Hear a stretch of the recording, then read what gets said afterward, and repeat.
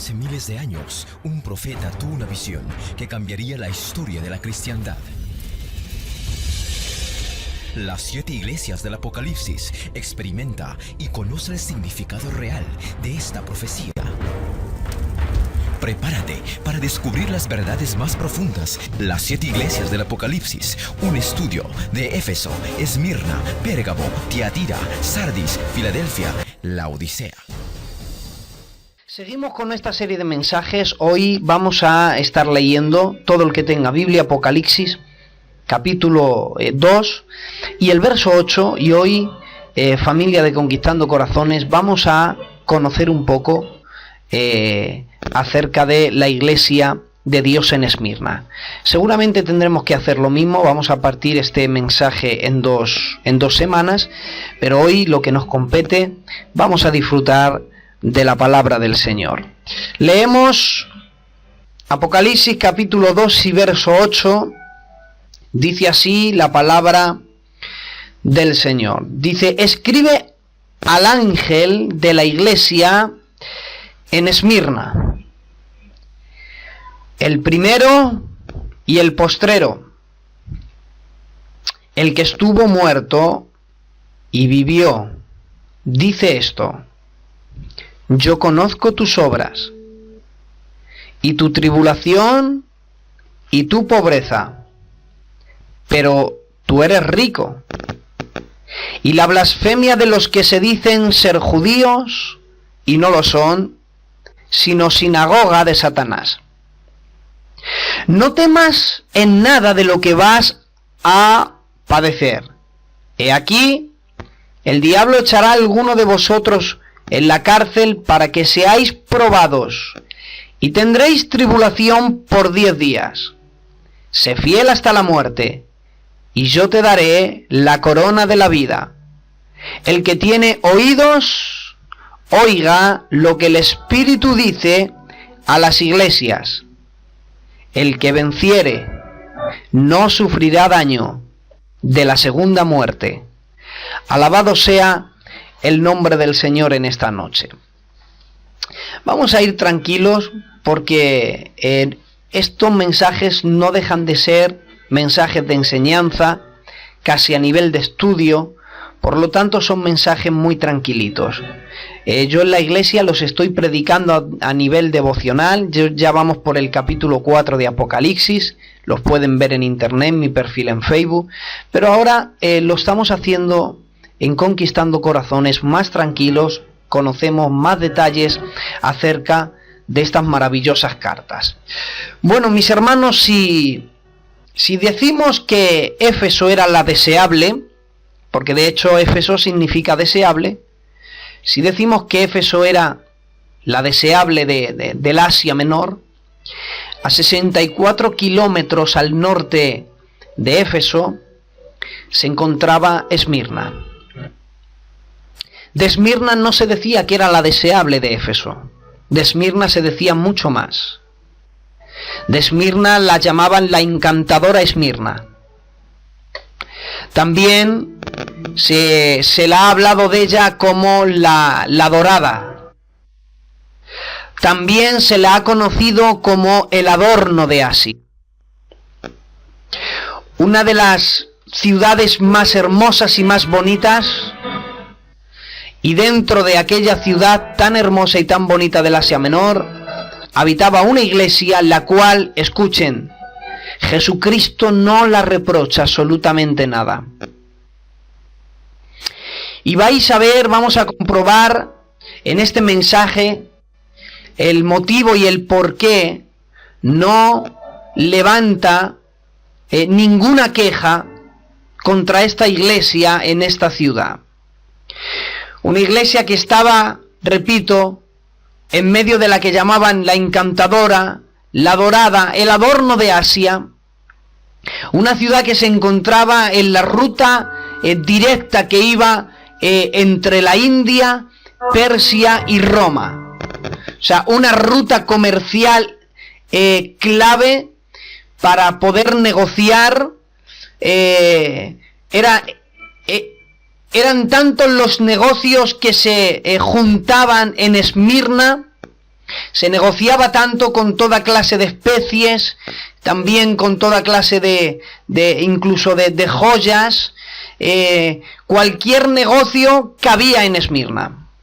Esmirna era la ciudad de negociantes.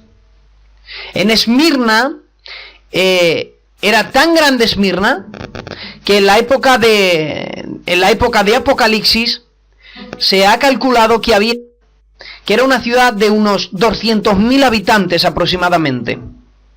Era una ciudad muy rica, era una ciudad muy próspera y, atención, era la única ciudad de Asia que producía su propia moneda. O sea, Asia comerciaba, tenía su propia moneda bancaria. Los habitantes de Esmirna no eran habitantes que vivían en pobreza. Para que os hagan una idea, piensen, estamos predicando en este canal en Cello, en Conquistando Corazones, nos están escuchando mucha gente a nivel de toda España. Habrá gente que viva en Madrid, gente que esté en Barcelona, gente en Extremadura, gente en diferentes partes del mundo. Piense, ¿cuál es el barrio más rico del que vives? O en la ciudad en la que vives, ¿qué lugar por ejemplo, aquí en Madrid, un lugar donde viven ricos es La Moraleja, ¿no? Hay un sitio donde prácticamente hay famosos, sobre todo gente de dinero. Pues digamos que todos los que vivían en Esmirna era como vivir en La Moraleja en Madrid. O sea, vivían muy bien económicamente.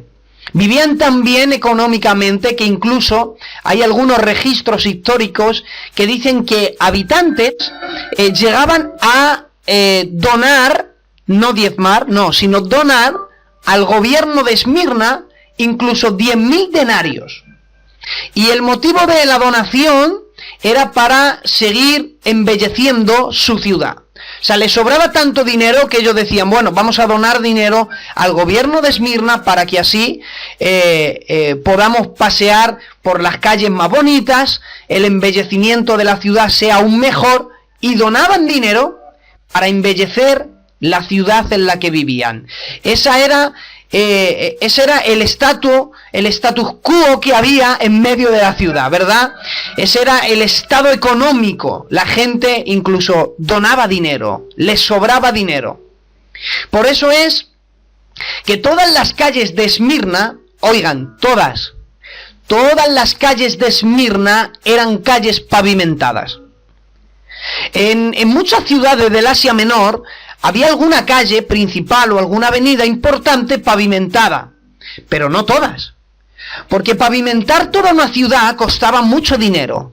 Se necesitaban muchos ladrillos de adobe, se necesitaba mucho trabajo, se necesitaba mucho dinero invertido. Pero bueno, como a Esmirna, al gobierno de Esmirna, le sobraba dinero, todas las calles de Esmirna eran calles pavimentadas. No había calles polvorientas donde te ensuciaban los pies. No. Las calles eran pavimentadas. Era una ciudad culta, era una ciudad limpia, era una ciudad importante. No solamente a nivel económico Esmirna era importante, sino que también a nivel de ciencia y medicina también era importante, ya que en Esmirna pues había escuelas donde enseñaban ciencia y también enseñaban medicina. Entonces no solamente era una ciudad rica económicamente, sino que también era una ciudad culta, una ciudad donde había profesores que enseñaban ciencia, había gente que enseñaba medicina, había gente que enseñaba astronomía. O sea, económicamente era grande, pero culturalmente hablando también era grande. Pero a nivel de cultura, no solamente era conocida por las escuelas de ciencia o las escuelas de medicina, sino que también era conocida de tantos nombres que Esmirna era conocida. Una de ellas era el hogar de la música. A Esmirna también se la conocía no solamente como la encantadora, como la dorada, como el adorno de Asia, sino también como el hogar de la música.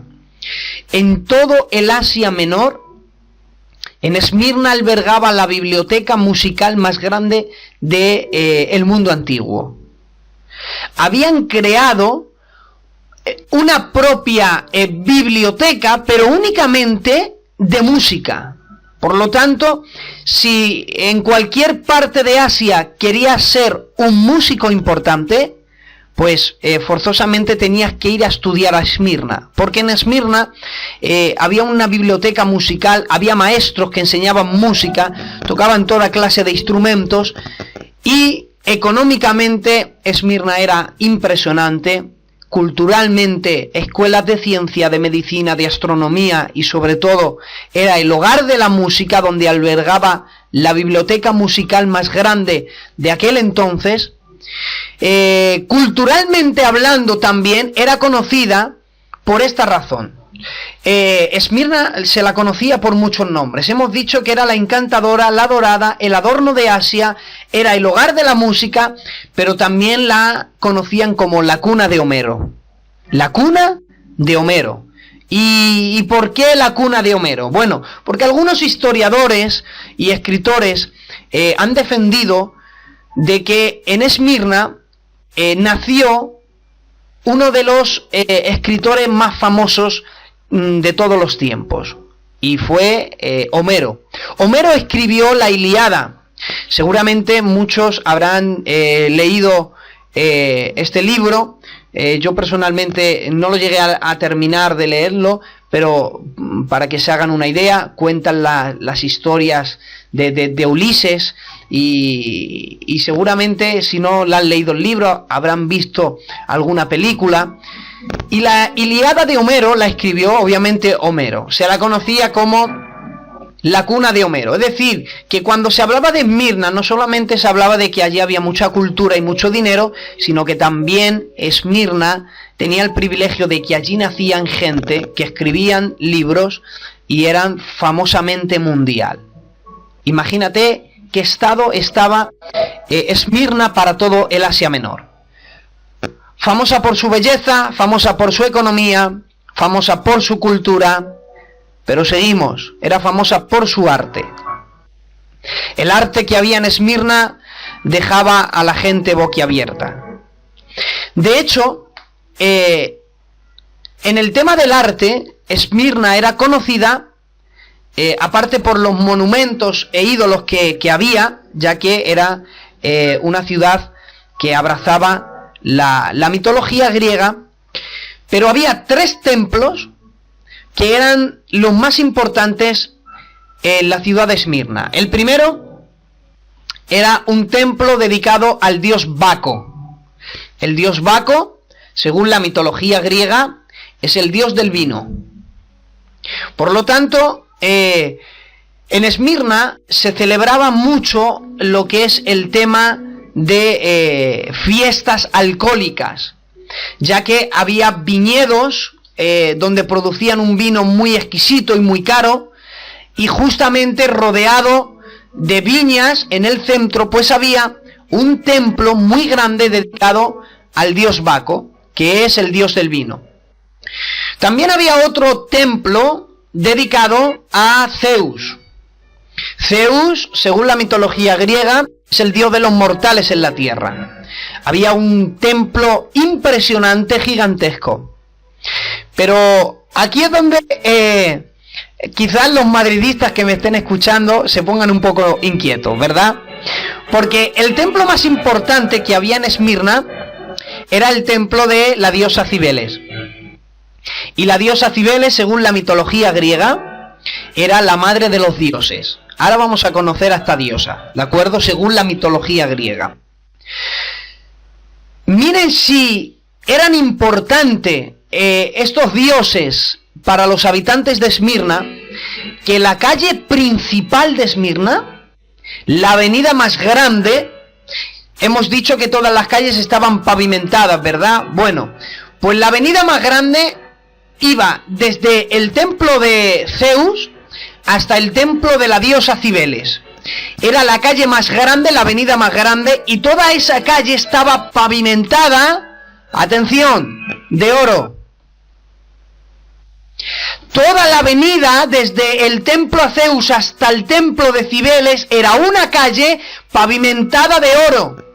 Por eso el lenguaje en Apocalipsis de las calles de oro lo entendían. Porque había una calle en una ciudad en el Asia Menor, que era Esmirna, que una calle, o más que una calle, la avenida más grande de una ciudad estaba pavimentada de oro. Imagínense en qué estado estaba Esmirna en medio del Asia Menor, que no era una ciudad sin importancia, que era una ciudad que tenía la principal calle pavimentada en oro, que estaba un templo a la diosa Cibeles, al dios Zeus, al dios Baco, que había ídolos, había estatuas, monumentos, culturalmente impresionante. Nacieron gente, escritores famosos, el hogar de la música, escuelas de medicina, escuelas de ciencia, económicamente el adorno de Asia, el adorada, la encantadora Esmirna. Los habitantes incluso donaban dinero. Pues oigan, imagínense, en medio de esta ciudad había una iglesia de Jesucristo. Y una iglesia de Jesucristo que, mientras la iglesia adoraba al Dios único y verdadero de los cielos, Jesucristo, el primero y el postrero, el que estuvo muerto, pero he aquí que vive por los siglos, la gente adoraba a su diosa principal, la diosa Cibeles. Y la diosa Cibeles, ¿quién era Cibeles? Según la mitología griega, Cibeles era la esposa del dios Cronos. Según la mitología griega, Cronos es el dios del tiempo, de ahí la palabra cronógrafo, por eso es que Cronos es el dios del tiempo, pero también a Cronos se le conocía como el dios de la tiranía. O sea, Cronos, según la mitología griega, es el dios del tiempo y de la tiranía. Pues bien, la esposa de Cronos era Cibeles. De la unión de Cibeles y Cronos nacieron 3 hijos. Estos 3 hijos eran los siguientes. Número 1, Zeus, dios de los mortales en la tierra. Número 2, Poseidón, dios de los mares. Número 3, Hades, el dios del inframundo. De la unión de Cronos y de la diosa Cibeles, según la mitología, dieron a luz al dios de los mortales, al dios de los mares y al dios del inframundo. Cuando nosotros examinamos a los ídolos o las estatuas de la diosa Cibeles, nos daremos cuenta, por ejemplo, aquí en Madrid tenemos una donde el Real Madrid celebra o dedica todas sus victorias, ¿verdad? Siempre la veremos acompañada, sentada en un carro, rodeada de leones, la persiguen abejas, y si os dais cuenta, en su cabeza hay una corona, pero no de piedras preciosas, es una muralla. Una muralla conforta una corona sobre la diosa Cibeles. Todo esto no está puesto por poner, todo tiene un significado y un lenguaje detrás. El que la diosa Cibeles vaya acompañada de una corona hecha de una muralla era porque la diosa Cibeles se dedicaba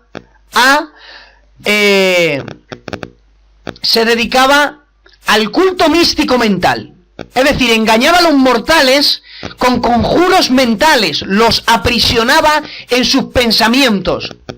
Los aprisionaba de esta manera, jugaba con su mente en medio de alucinaciones, en medio de hechizos, y los embrujaba y hacía que en su mente se amurallara toda una ilusión. La diosa Cibeles los engañaba de esta manera, se presentaba tan dulce como la miel, por eso va rodeada de abejas, pero realmente era tan fiera como un león, por eso siempre le acompañan leones.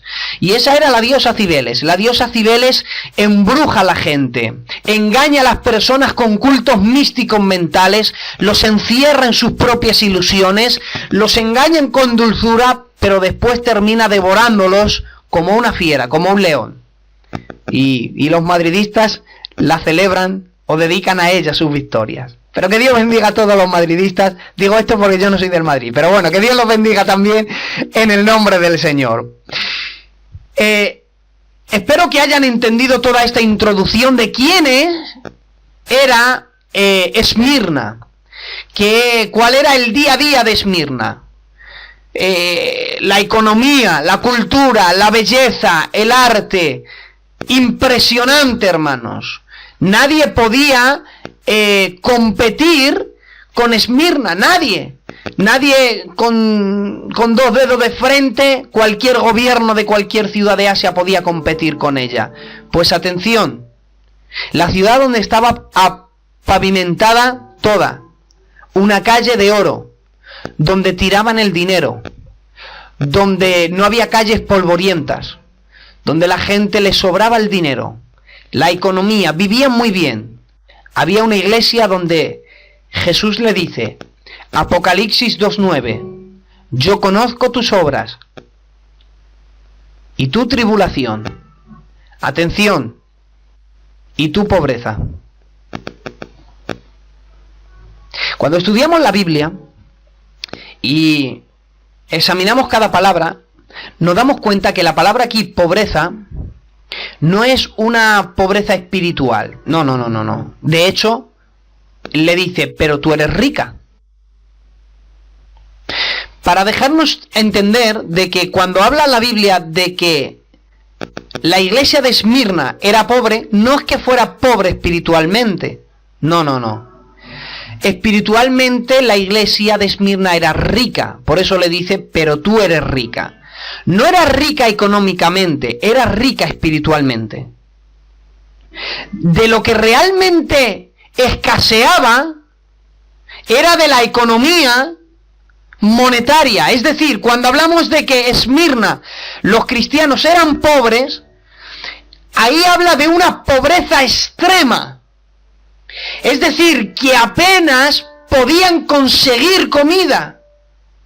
O sea, era una iglesia que no tenían negocios. Los cristianos no negociaban en Esmirna, les cerraban las puertas, porque si no dabas tu acreditación de que servías a los dioses de Esmirna, no te permitían negociar. Es decir, que el que servía a un dios que fuera fuera de estos dioses, no se le permitía el negocio.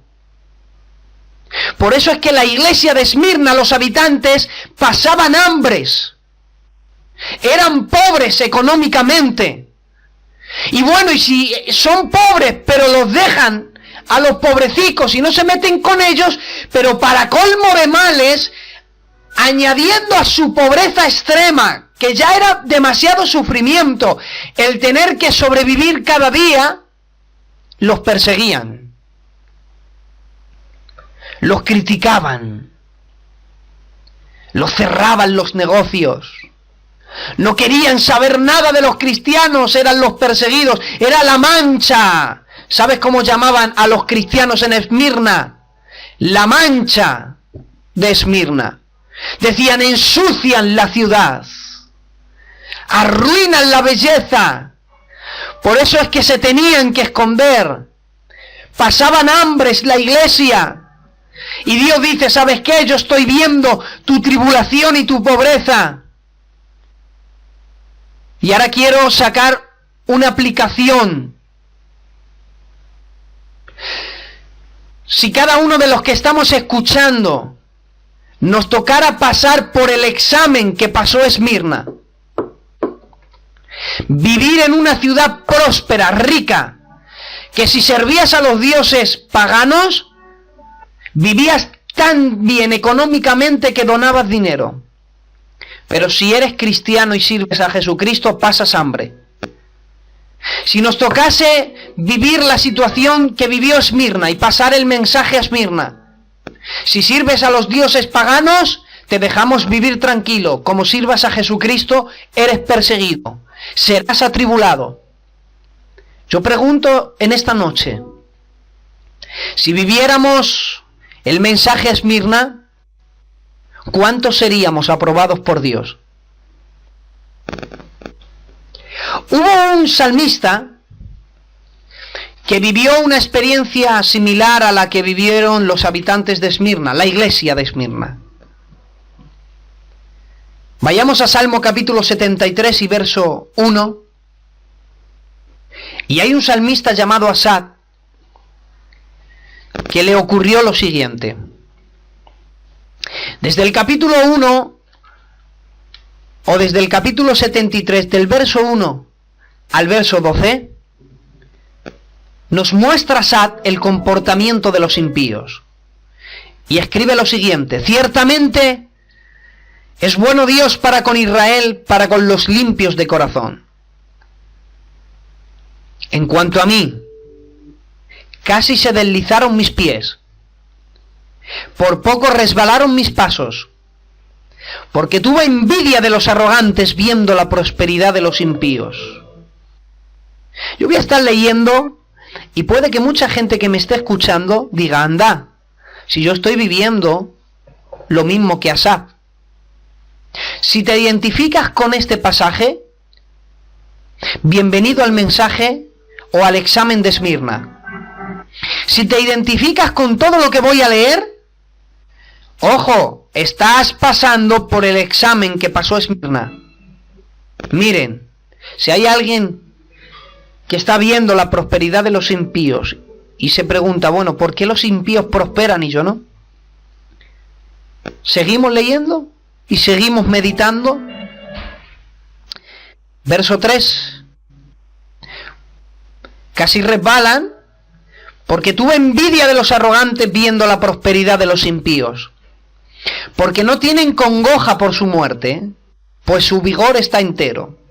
El salmista está diciendo: vamos a ver, no lo entiendo, Dios, tú eres bueno, pero yo estoy viendo que los impíos prosperan y yo no. Estoy viendo como ellos engrandecen y yo no.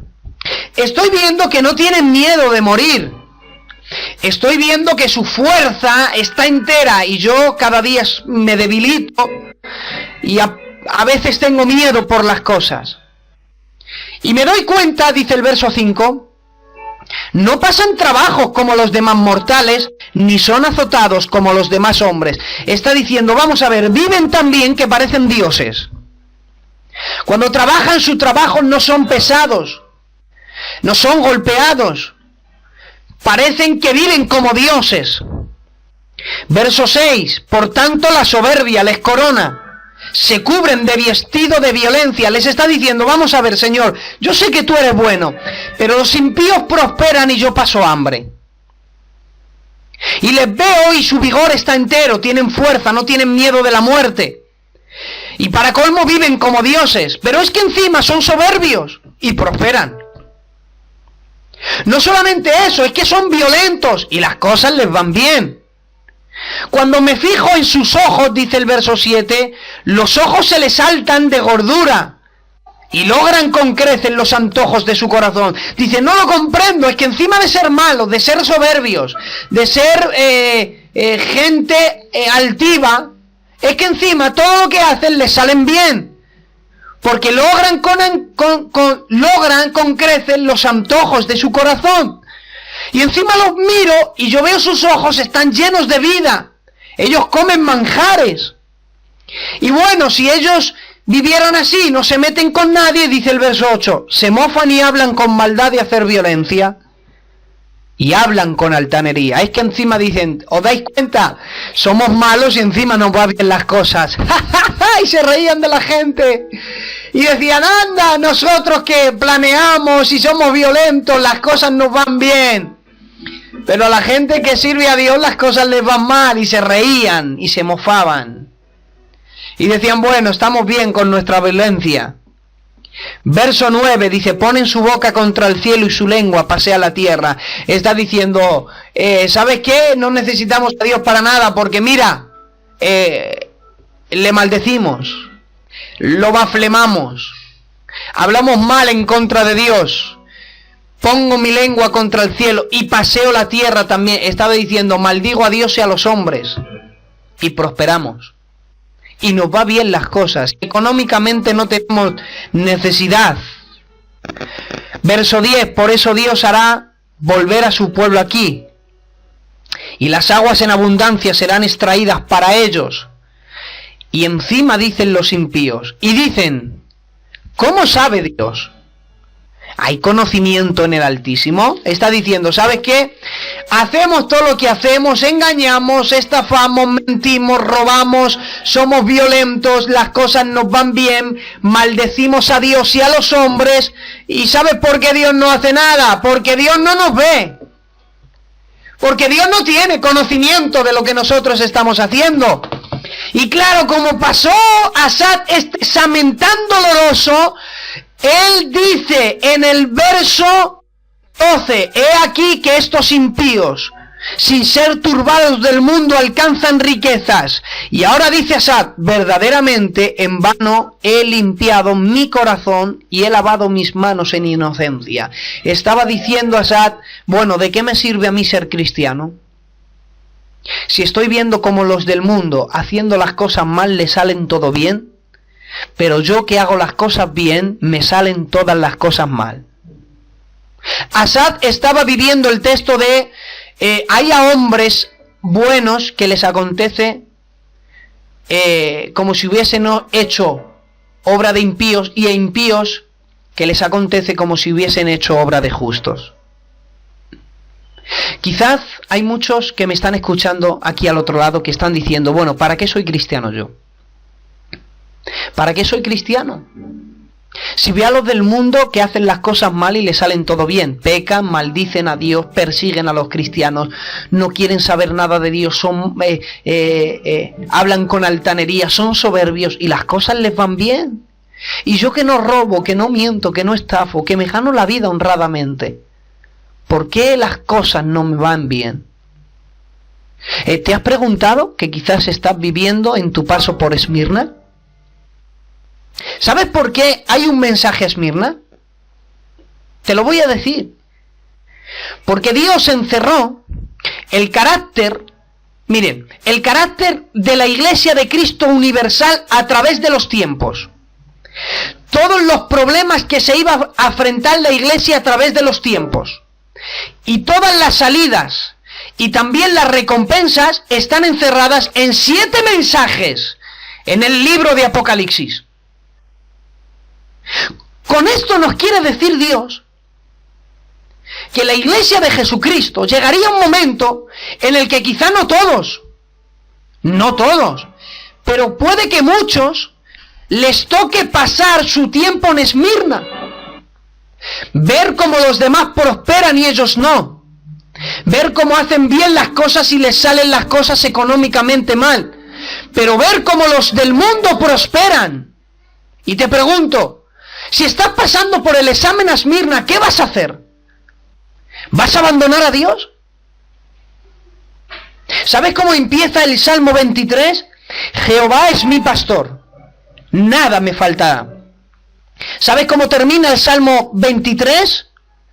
En la casa de Jehová moraré por largos días. ¿Sabes qué hay entre que Jehová es mi pastor y que moraré en su casa largos días? Aunque ande en valle de sombra y de muerte, no temeré mal alguno. Oigan, si Jehová es tu pastor y quieres morar en su casa largos días, quieras o no quieras, todos nos encontramos con el valle de la sombra y de la muerte. Quizás a lo largo de tu vida el valle de la sombra y de la muerte sea meterte en Esmirna y Dios probarte de esa manera. Y Dios ver allí si siendo pobre, siendo perseguido, siendo atribulado, sigues amando a Dios por encima de todas las cosas. Si tuviéramos dinero amaríamos a Dios y ahora que no le tenemos, no. Quizá Dios está probándote en Esmirna. Pero ¿por qué no confiamos en Dios? Voy a ir cerrando. ¿Por qué no nos vamos a Mateo 6:26 y dicen, mirad las aves del cielo, que no siembran ni siegan, ni recogen en granero, y vuestro Padre Celestial las alimenta? Dice Dios, ¿no valéis vosotros mucho más que ellas?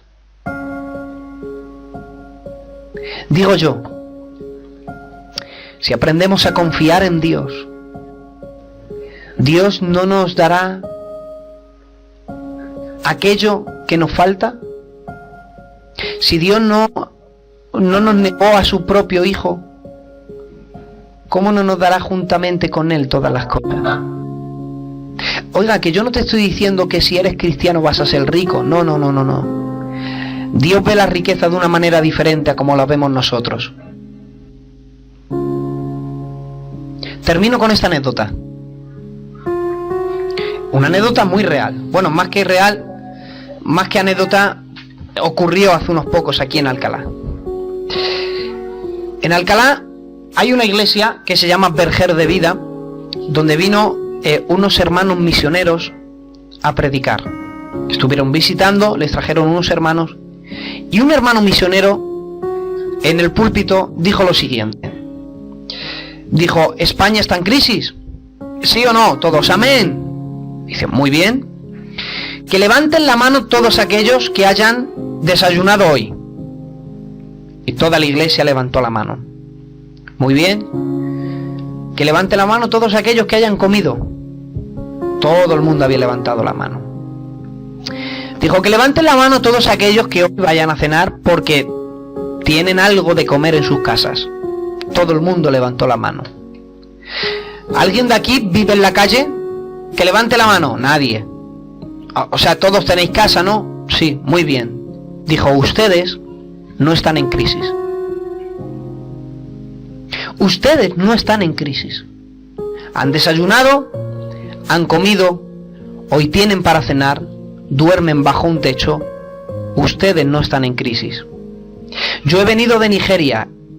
He enterrado a un niño de 12 años. La causa de la muerte, dijo, es esta: el hambre. Hacía unos días había enterrado a un niño de 12 años, le había dado sepultura. La causa de la muerte, el hambre. Levantó la cabeza y dijo: ustedes no están en crisis. A veces nos quejamos y decimos: Señor, es que somos pobres. ¿Tienes casa? Para el pobre que vive en la calle eres rico. Señor, es que no tengo para irme a comerme una hamburguesa. Dice Dios: ¿has comido? ¿Tienes para cenar hoy? Para el que está buscando comida por la calle eres rico. Por eso la Biblia dice: teniendo sustento y abrigo, estad contentos con ello. Por eso la Biblia dice: el que tenga 2 túnicas, dale una al que no tiene. Por eso cierro mi Biblia con este texto. Hay un proverbio que dice: Señor, no me des riqueza, para que teniendo abundancia me olvide de ti. No me des pobreza extrema tal que tenga que robar, Señor, y bafleme tu nombre con ello. Y dice este proverbio: manténme del pan necesario. Puede que hoy estés pasando el mensaje a Esmirna, pero no merece la pena abandonar a Dios. Merece la pena confiar en Dios por encima de todas las cosas. Hoy, 25 de marzo del 2016, hemos conocido quién era Esmirna. Allí había una iglesia. Ellos eran perseguidos, vivían pobres, pero nunca abandonaron a su Dios. La semana que viene seguiremos con este mensaje. Terminaremos este mensaje, si Dios lo permite. Conoceremos a aquellos que se dicen ser judíos y no lo son. ¿Qué significa que eran sinagoga de Satanás? ¿De qué nos está hablando? ¿De que les echarán a la cárcel? ¿De que serán atribulados por 10 días? ¿De qué nos está hablando todo eso? La semana que viene les espero en la serie de mensajes a las iglesias de Apocalipsis. Que Dios les bendiga a todos, familia de Conquistando Corazones. Espero que os hayáis quedado con esta porción de la Escritura. Me gusta hacer cada mensaje, partirlo en 2 para que puedan digerirlo mejor. Que Dios les bendiga y gracias por escucharme en esta noche. Un abrazo de vuestro hermano Eugenio, en el nombre del Señor.